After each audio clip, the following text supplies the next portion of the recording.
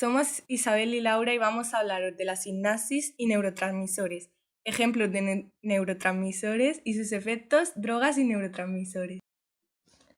La sinapsis es la zona de transferencia de información de una neurona a otra. Tiene 3 elementos: la neurona anterior o componente presináptico, cuyo axón libera neurotransmisores a la neurona siguiente. Después tiene el espacio o hendidura sináptica y la neurona posterior a la sinapsis, componente postsináptico, que contiene receptores que captan los neurotransmisores liberados desde otras neuronas. Participan 2 tipos de neuronas, como ya he dicho, la presináptica y la postsináptica.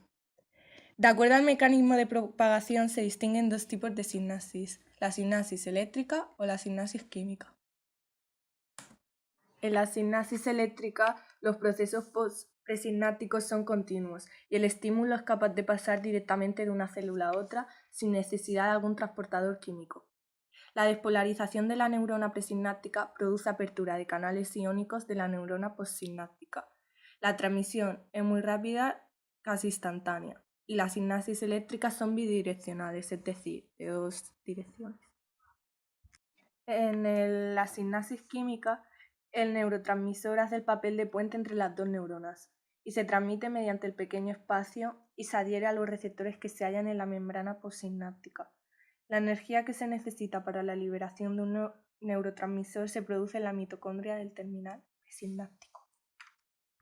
Un neurotransmisor es una sustancia química liberada selectivamente de una terminación nerviosa por la acción de un potencial de acción, que interacciona con un receptor específico en una estructura adyacente y que, si se recibe en cantidad suficiente, produce una determinada respuesta fisiológica. Hay muchos diferentes tipos de neurotransmisores. Aquí podéis ver los neurotransmisores más importantes y voy a explicar algunas de las funciones que tienen cada uno de estos neurotransmisores. El glumato está presente en la corteza cerebral, el cerebelo y la médula espinal. Es el principal mediador de la información sensorial, motora, cognitiva, emocional e interviene en la formación de memorias y en su recuperación, estando presente en el 80-90% de sinapsis del cerebro. La acetilcolina es una sustancia clasificada como éster, elaborados por compuestos de un ácido oxigenado y un radical orgánico. La acetilcolina es principalmente vista como un neurotransmisor de tipo excitatorio, pero también puede ejercer una actuación inhibitoria dependiendo del tipo de sinapsis en la que actúa. Noradrenalina. A nivel cerebral, esta sustancia presenta un efecto excitatorio, si bien algunos de sus receptores tienen función inhibitoria. Participa tanto en la transmisión de mensajes entre zonas del cerebro como en el exterior, poseyendo una gran participación en el sistema nervioso simpático. La dopamina nos motiva para ser competitivos, para defendernos de un peligro o para alcanzar una meta personal. Nos anima a llenar energía para resolver problemas. Es esencial para regular el metabolismo, la cognición, nuestro comportamiento e incluso nuestro estado de ánimo. La dopamina es clave para promover la sexualidad, el deseo, los procesos de seducción. Ahora, en el lado derecho pasamos a la serotonina, que es probablemente el neurotransmisor más importante de los seres humanos. Lleva a cabo un gran número de actividades y desempeña funciones de vital importancia para el bienestar y la estabilidad emocional. No obstante, a pesar de que se suele conocer como la sustancia del amor y la felicidad, las funciones de la serotonina no se limitan a la regulación del humor. De hecho, realiza muchas más acciones las cuales no son también de vital importancia para el óptimo funcionamiento tanto del cerebro como del cuerpo. La adrenalina se considera como la hormona de la activación y se relaciona con situaciones intensas en las que se experimentan emociones elevadas. No obstante, es límite a proporcionarnos sensaciones de euforia. De hecho, es una de las hormonas más importantes del cuerpo humano y realiza funciones muy importantes. La adrenalina es la hormona principal que nos permite realizar la reacción de lucha o huida, por lo que sin ella nuestro comportamiento variaría notablemente. Así pues, se considera que la adrenalina no es una sustancia vital para el mantenimiento de la vida, pero sí que lo es para la supervivencia.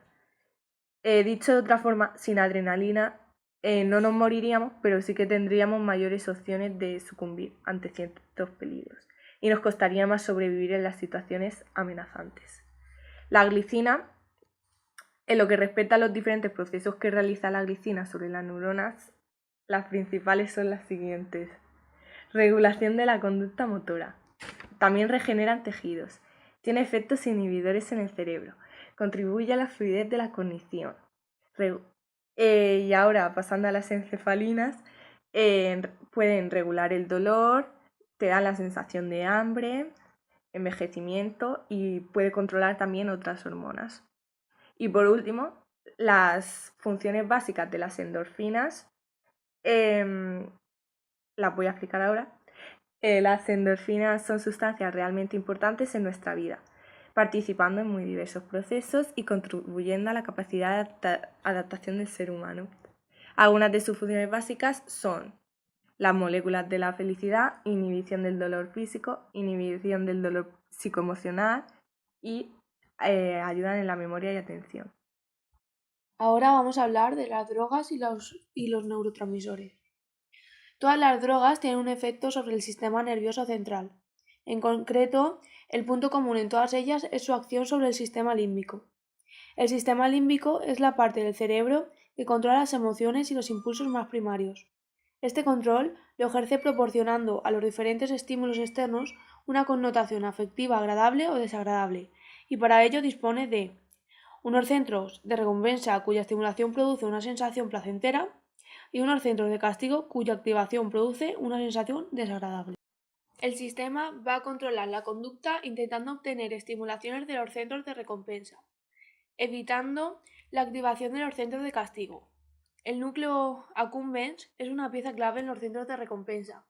En él se liberan grandes cantidades de dopamina y otras sustancias, como las endorfinas y las encefalinas, que proporcionan una sensación de placer a nuestro cerebro. Las neuronas del núcleo de accumbens reciben dopamina, mientras que la amígdala, que está aquí, evalúa la recompensa prevista. La corteza prefrontal, que es todo esto, procesa la información, sopesa, compara opciones y decide libremente la respuesta, actuando finalmente de una manera u otra. Normalmente, la dopamina no permanece en el espacio de la sinapsis entre las dos neuronas del núcleo accumbens, ya que las mismas neuronas que la liberan la recapturan al interior. Además, en esta región existen las interneuronas, que descargan el neurotransmisor inhibidor GABA. Este neurotransmisor controla y dosifica la liberación de dopamina. Esto permite que nuestro cerebro mantenga un equilibrio y que no estemos ni eufóricos ni apáticos sin motivo. El sistema límbico responde de una manera adecuada a los estímulos naturales, alimentos, miedo, sexo, pero no está preparado para ser estimulado por drogas. Por este motivo, la estimulación repetida de este sistema por drogas produce cambios adaptativos que conllevan una disminución de actividad en los centros de recompensa y un incremento de actividad de los centros de castigo. Estos cambios dan lugar a una disminución progresiva de los efectos placenteros producidos, que hacen que el individuo se encuentre cada vez peor en la ausencia de la droga y aumente la dosis de esta.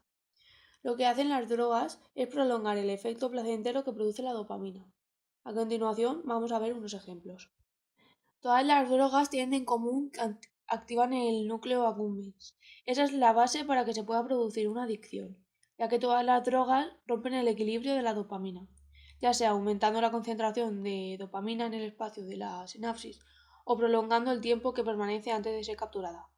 Aquí podemos ver cómo aumenta la cantidad de dopamina en el espacio de la sinapsis con la cocaína, que ya es un ejemplo que ya veremos después.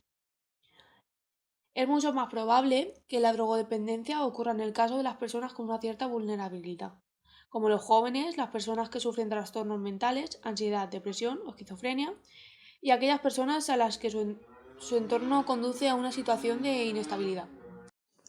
La cocaína bloquea el recaptador de dopamina. Esto hace que esta permanezca más tiempo en el espacio entre sinapsis, prolongando el efecto placentero. Aquí podemos ver cómo la dopamina ha sido liberada y la cocaína está taponando el recaptador de dopamina, por lo que pues, se queda por ahí y aumenta el tiempo que permanece en el espacio. La anfetamina, otro psicoestimulante, además de impedir que la dopamina sea recapturada, aumenta la cantidad de dopamina, de forma que la concentración aumenta muy rápidamente. Aquí podemos observar cómo la anfetamina entra en los canales de recaptación de la dopamina, haciendo que no pueda volver a entrar. Y también se mete donde se fabrica la dopamina, y eso hace que se libere y causa aquí una concentración más rápidamente. En el caso de los opiáceos, cannabis y morfina, impiden la liberación del inhibidor de dopamina GABA, lo que hace que la dopamina no sea controlada ni dosificada. Como aquí podemos ver, por aquí tendría que estar el inhibidor de dopamina GABA para entrar aquí y controlar y dosificar un poco, la dopamina. Y esto hace que no sea controlada. En cambio, la nicotina estimula directamente las neuronas productoras de dopamina.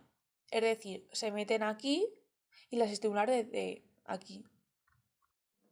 Y el último ejemplo, en el caso del consumo de éxtasis, además de impedir la liberación del inhibidor de dopamina GABA, impidiendo, como ya hemos dicho antes, la dosificación y el control de la dopamina, se destruyen literalmente las neuronas.